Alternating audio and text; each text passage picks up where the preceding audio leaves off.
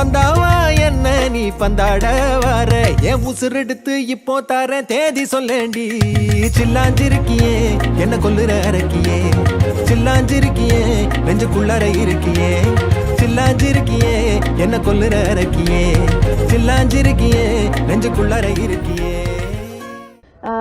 நான் நிறைய பேசணும்னு நினைச்சேன், எல்லாரும் பேசிட்டாங்க, அதனால ரொம்ப ரிப்பிட்டேட்டிவாக இருக்கும். எப்போவுமே அந்த ஆசைப்படுறது தான். All the best sir and love you and thank you so much for writing this Vanitha. ஏன்னா ஆக்சுவலாக வனிதா கூட கிடையாது, மொக்க ஜோக் வனிதா. அதுதான் வந்து அந்த மாதிரி தான் அந்த கேரக்டர் ஞாபகம் இருக்கும்னு நினைக்கிறேன். அது மட்டும் நான் அவங்ககிட்ட அவங்க பேர் வனிதா தான். இந்த மொக்க ஜோக்ஸ் வனிதா கேரக்டர் எப்படி வந்ததுன்னா அது பேஸ்ட் ஆன் ட்ரூ ஸ்டோரி. ஏன்னா அவ்வளோ மொக்கையாக ஜோக் சொல்லுவாங்க. அதில் என்ன 101 ஜோக்ஸ் வச்சுருக்கேன், நான் 36 பெஸ்ட்டு தான் அவங்ககிட்ட சொல்ல போகிறேன் அப்படின்னு சொல்லுவாங்க. அந்த 36ல் ஒன்று கேட்டோடனே எனக்கு என்ன வருத்தம்னா இதுவே எப்படின்னா அந்த 101 இன்னும் எப்படி இருக்கும் அப்படின்னு தெரியல.